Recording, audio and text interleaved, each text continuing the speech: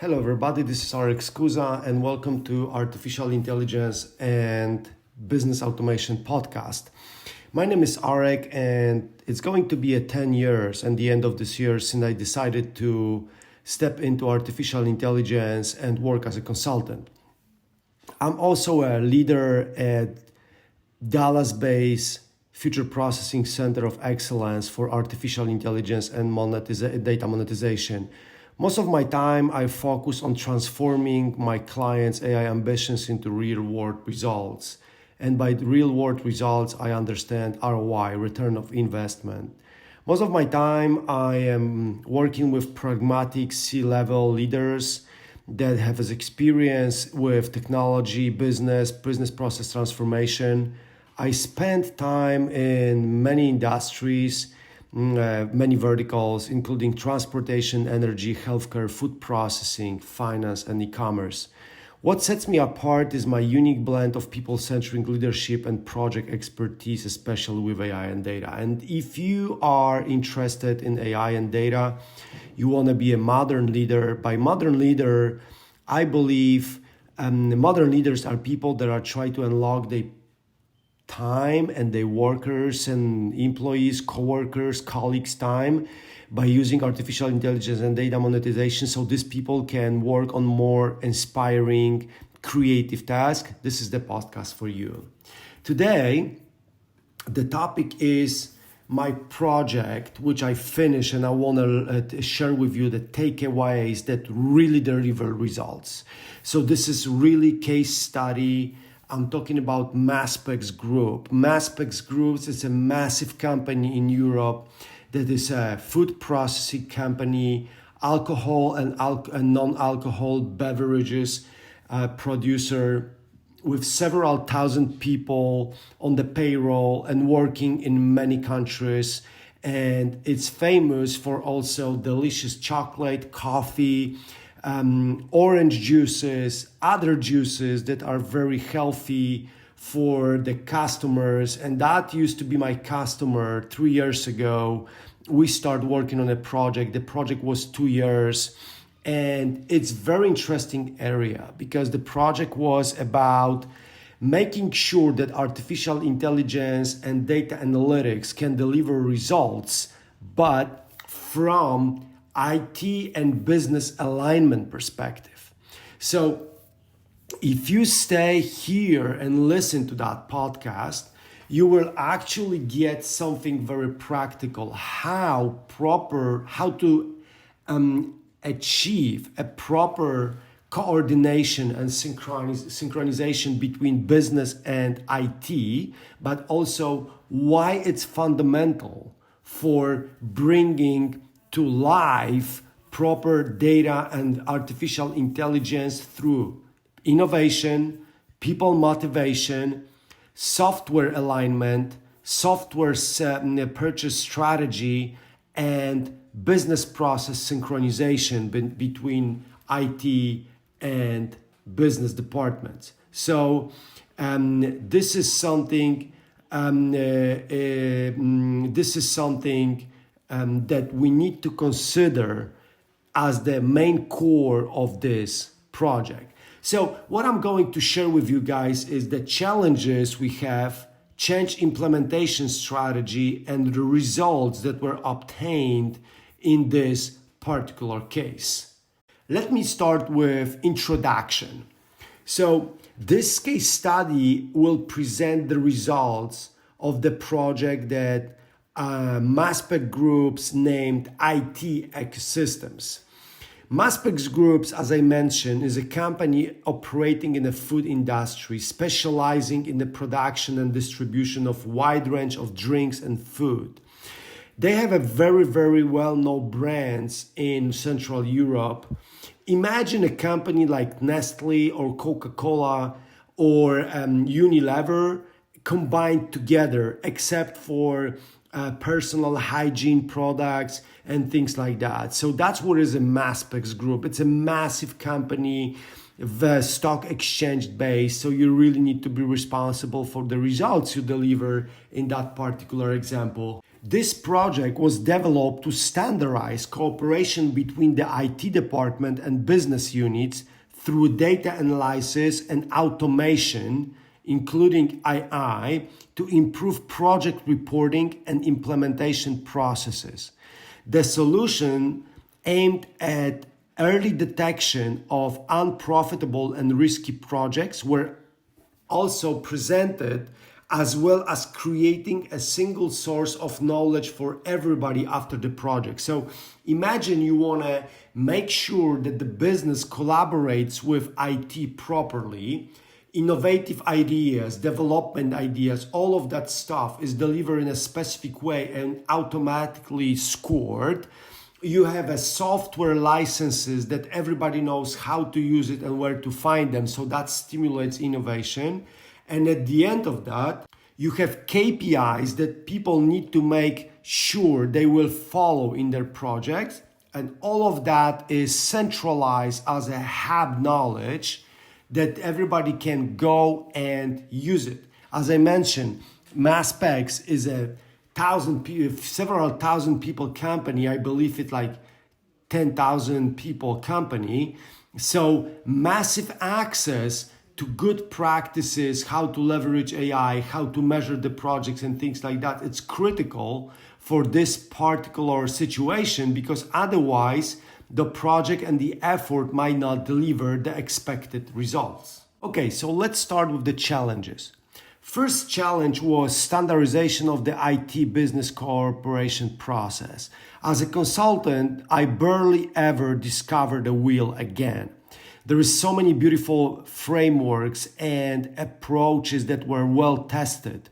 And I'm always interested in them, because if I use something that was already used and I understand that framework, I use that framework properly, I can save a lot of time of my customers and shorten the time to market, which means that the research phase is squeezed to the minimum because I'm using a framework, a path that was already successful. So that's what I was looking for. So in this particular example, I leverage framework named BITA, Business IT Alignment. It's a very structured approach to make sure that you standardize the process. So first challenge was that the company decided to revise cooperation standards, identify, eliminate obstacles to project implementation, and introduce a uniform system for collecting expectations from internal customers,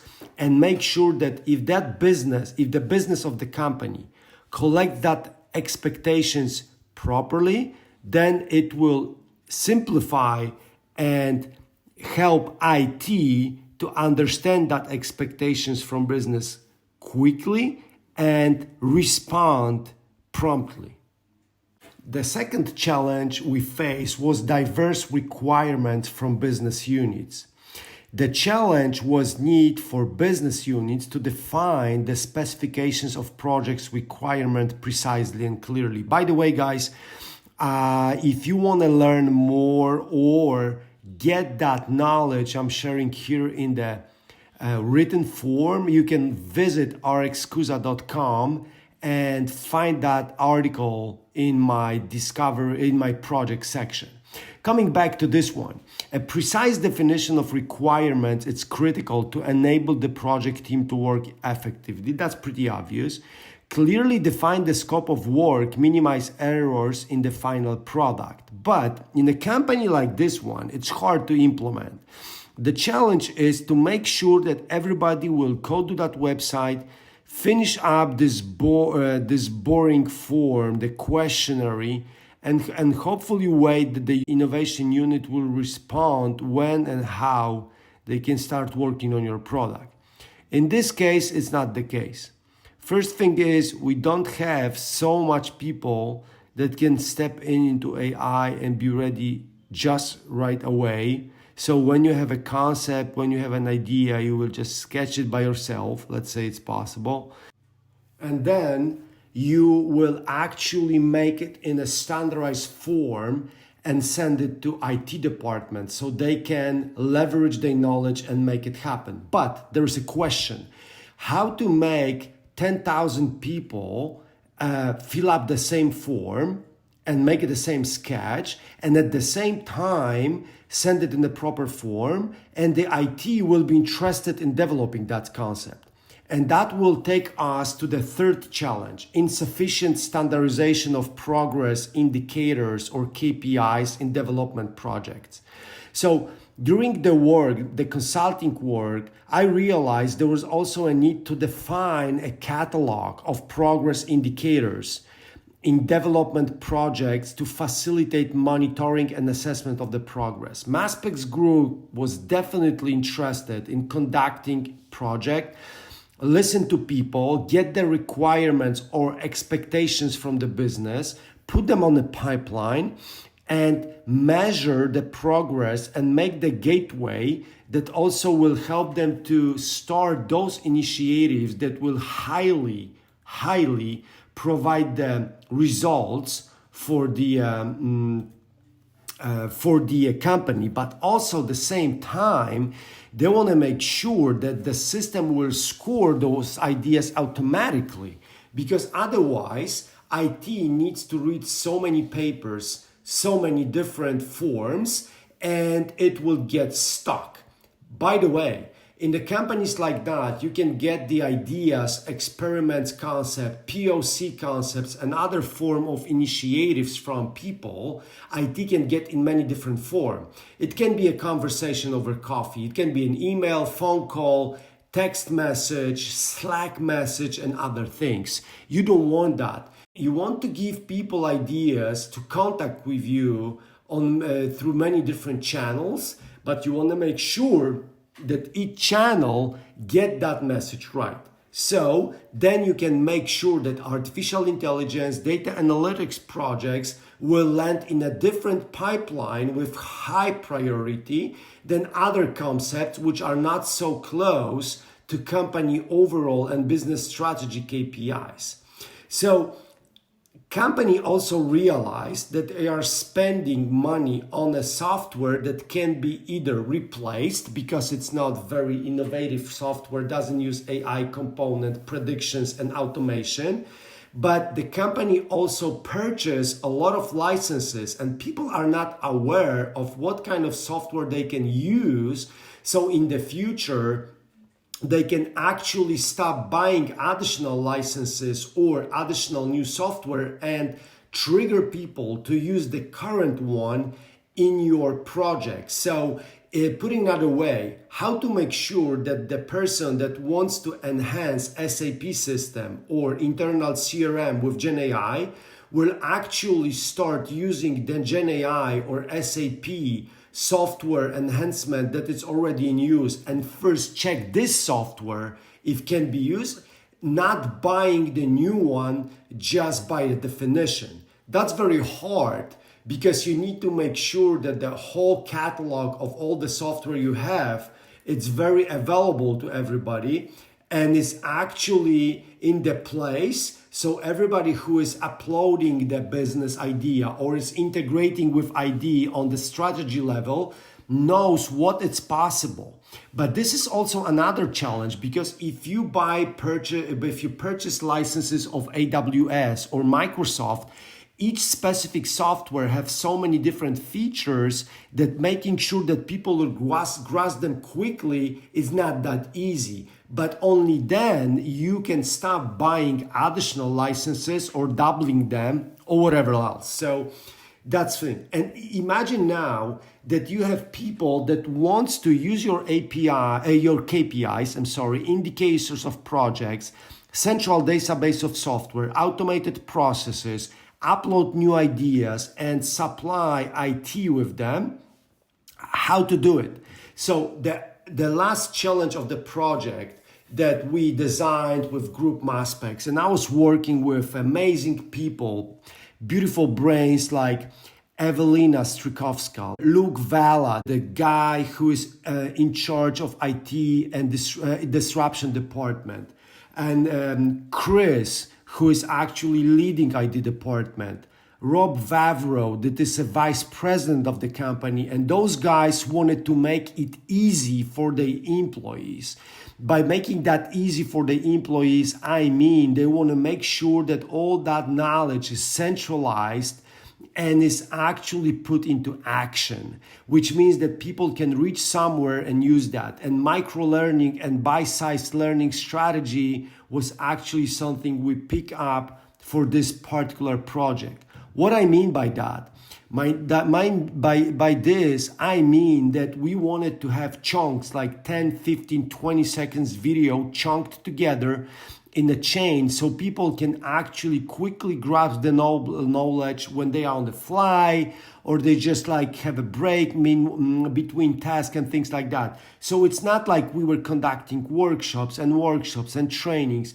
We want to give them and democratize that knowledge so really everybody can use that. Obviously, that was attached to incentives, so we had to work with HR department and something like that. So very interesting thing, very challenging thing. So that's challenges. But now let me do a grasp of the change strategy, what we did at the strategic level and the tactical level to make it happen. By the way, if you want to read details, rxcusa.com, it's the place to go. And then you will find the blog post, which is about Maspex Group, and then you can grasp them all. But coming back to the strategy, first one, in terms of standardization of IT business cooperation process, analyzing the current cooperation process between IT department and business unit was something critical, and introduce them to business IT alignment framework, which I mentioned before. That framework, it's a marvelous thing. The reason for that is because it gives you so much advantage that it's a standardized structured process. You don't have to reinvent the wheel. You just take something that is there, you put it in place, people understand the flow of work, the work is structured and other things, and boom, you can move forward and start implementing that. Historical data was used to better understand where there are challenges in the process, where unplanned process stops occur, and where the process falls short. That was very critical, and management and IT and disruption took care of that a lot. They want to make sure that people are really saying us the truth. What doesn't work between business and IT? And I need to tell you guys, the motivation between that was actually coming from the fact that people wanted to share, because when they see the framework and introduce them to, they realize there is really a hope for change. And disruption department was actually taking care a lot about making that process very transparent. What I mean by transparent is they were basically using a lot of mural whiteboards when we were sketching out everything and sharing that everything with people. They really want to share, because when they saw that we can actually get that things together, they were really sharing with us a lot of data, a lot of obstacles that were in place, so we can actually help them to define the road, the path, and everything what is needed to make sure that we can move forward, put the BITA framework and change that business cooperation. That obviously gave us opportunity to create a lot of standards, a lot of things that will actually on the roadmap automatically driven by us. Because if you have a ready to go framework, which as a consultant I love to do, you know how to structure things right away here at this meeting, not later. A set of recommendations was prepared then, and after presentation to the steering committee made of board of directors and board members and disruption managers of Maspex Groups. So after the presentation to the steering committee, the disruption team and business slides were translated into an action plan. All of the expectations were created as a roadmap. That was very critical. I use here a 0 to 1 framework, which basically is a framework that I use for making sure that we know where we are, so what is our current position, and where we want to go. That gives me an opportunity to create a lot of information that are very precise because are task driven and actually bring a lot of action. And that was created as a plan for steering committee, was accepted. And then we moved to point number 2, which was support people, Maspex Group people in the process of submitting and implementing ideas/requests for a development project. That's a critical part of business being integrated into IT work. The organization of detailed workshops and meetings was based here as the part of the analysis and making sure that data, artificial intelligence, and the software are considered by people are considered by the company as tools or priorities of actions. So we also leverage a lot of historical data, look at the current project and the previous projects, and make sure we build the automation scoring system with help of data analytics and AI. That's very critical because imagine, I mentioned at the beginning the challenge. If you have people uploading innovative ideas, requirements, and things like that, business people, over many different channels like text, email, phone call, and things like that, you want to make sure that first people understand the KPIs, so the ideas/requirements are actually aligned with the KPIs, because otherwise there is no point to just share them as ideas. I mean, you can always do it, but obviously there are priorities in business and you want to make sure with these priorities that they are coming there and people understand those. So first of all, we want to make sure people check that. Second, remember please about the software. We want to make sure that people check that AWS option, check that Azure options, check that GPS software, check that Workspace by Google features, and before they start asking for buying another software, another licenses, because they want to suggest the change, they have 100% understanding what is already in a company and how they can use it.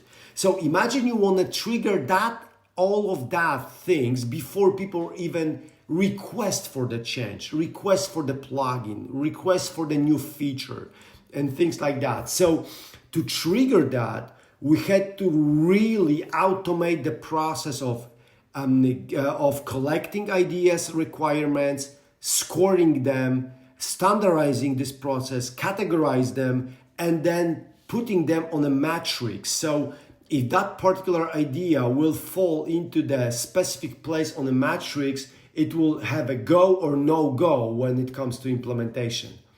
And we need to also understand that defining the progress indicators was critical.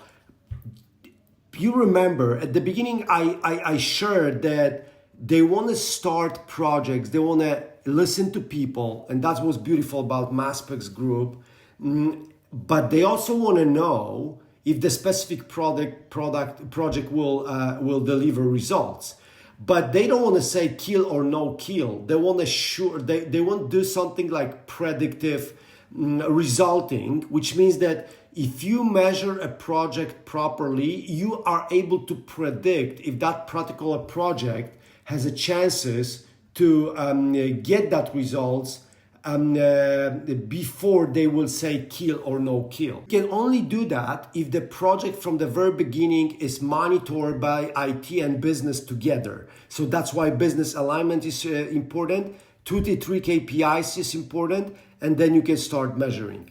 And the last element of that is the two last elements. It's delivering a complete list of software. But this is very tricky because if I say we want to deliver a list of the software, it seems like we will open a spreadsheet or something, we'll put all the software names in that with a little bit of the description, and that's it. And you have that. But that's not the truth. Because the problem is that it's not about cataloging, it's ecosystems. So you have a lot of software. In this company, you have really a lot of software. I cannot share that due to no disclosure argument, but it's a lot of different software you use in that company. And then you want to make sure that it's cataloged properly. That means that the ecosystems are created. By integrating them into categories, you have ecosystems. But what that means, categories, it's not like office tools or something tools.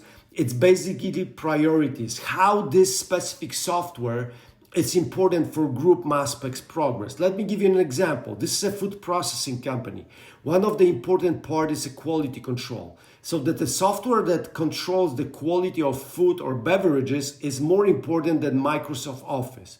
Doesn't matter how many documents you create, it's still more important.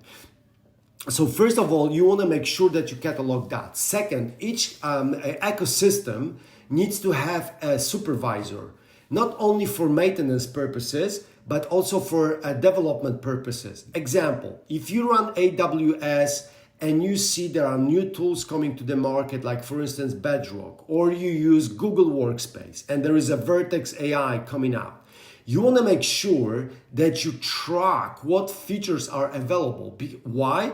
Because if your employees want to start recognizing images of products on a fridge shelf and you are looking for a recognition software, today it's obvious that it's part of the Google Vertex or whatever you AI engine you'll use. But a couple years ago, it was not that obvious. So usually employees want to look for a separate software, which again creates a new licenses, new cost, new money that you need to, new logistics, new negotiations, and other things. And you don't want to do that because then you have a lot of licenses. It's expensive to manage them. It's complicated. It's a lot of new processes and similar things. So that's why you need to create the ecosystems. And the last thing is the ecosystems will let you to manage that properly. And the last thing is that we actually get the results and all that knowledge in the short forms, videos, bite-sized learning, which I already mentioned. So what are the results? First of all, we cut the number of licenses by more than 20%. We put that in the ecosystem, so the speed up of knowledge getting from new release increased by at least 20%. What I mean by that is when the new feature of Amazon or something was available on the market, we were quicker by 20% of time to learn that feature and distribute that to people in a Maspex company to make sure that they understand there is a new feature. Time that is required for processing new ideas and requirements cut by 40%. That's possible because the process of gathering requirements, learning about those elements, automatically put them on the metrics was just automated or semi-automated, which actually remove a lot of manual activities that influences the time. Another thing is improved cooperation and understanding between IT department and business units through BITA framework implementation. Hard to measure in quantitative data, but a lot of qualitative factors improved. Increasing the involvement of key stakeholders in synchronization of business lines, that's also important. We increased number of synchronization but decreased number of meetings, which from that perspective is very interesting. I would love to have as measured data here and more metrics, but unfortunately that was started to be monitored when I was already signed off from the project when we've done that. So no data on this side. Then we created a list of 25, I believe it was 25 key indicators, KPIs, that were actually cataloged and available through people. So we cut time to market, which means like people that were interested to learning about KPIs their project needs to meet, that time was minimized by 90% or something, because they can quickly go, see the indicators, pick them up, select those that are relevant to their projects and they have a supporting evidence that if that particular change in a company, Group Maspex, will be implemented, that particular KPI will be changed with the probability of X or Z. So that's very important. And obviously we cut down cost of maintaining a software licenses, because naturally, if people are using what you already have for their changes, your vendor power or your negotiating power with vendors is increasing because you buy more, but more specific things. But at the same time, you have less licenses in a company to maintain, which your overall cost decreased. So that's the results. We believe in that. So the question is, where is AI in it? That's beautiful about this project, that this project was not about the AI to make the AI happen, because all of that is a foundation for bringing generative AI, machine learning projects, predictive projects, projects that are based on NLP, natural language processing, or image processing, or in the future, I hope, even video processing, under the roof of Group Maspex, and conduct those projects in a metrics-driven, automated or semi-automated way. So that's it for today. Thank you so much for being here. I really enjoyed that. I really like you guys listening to this. And please remember, as a consultant, I breathe in and breathe out the feedback. It's a bread and butter I need for making my work better. So if you like it, please give a thumb up and subscribe. If you see a space of improvement, please leave me a comment or shoot me an email to contact@rxcusa.com. Thank you so much. You have a great day. Take care and bye-bye.